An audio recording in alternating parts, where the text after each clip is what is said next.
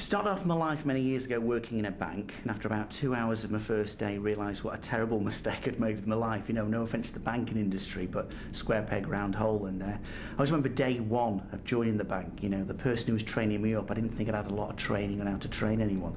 So I walk into the bank and I'm confronted by this individual. You know, they're about 6'3", shaven head, with the hairiest arms I've ever seen. And they went, "Well, I'm flipping glad you're here because I hate this job," which I thought was an inspirational start to my career. But to be fair, Jackie was a rough woman.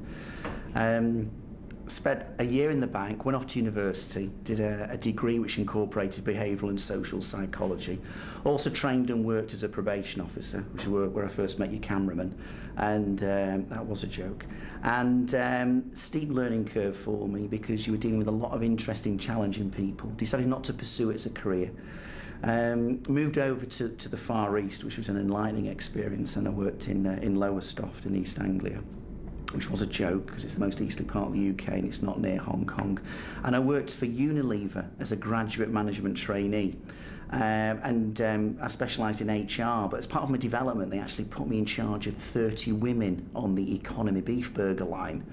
And my two main lessons from that experience were, number one, do not eat economy beef burgers. And secondly, as I walked onto the shop floor, you know, looking the part, you know, for food hygiene purposes, I had a little white coat on and a blue hairnet, you know, so I looked really good. These, you know, 30 women lined up to greet me, and I'd honestly thought, you know, managing 30 women is going to be relatively straightforward. I have a degree, you know, I have a background in psychology, I've trained as a probation officer, but I remember Brenda stepped forward and she looked at me and she just went, she turned to her colleagues and she went, "We're going to have some fun here, girls."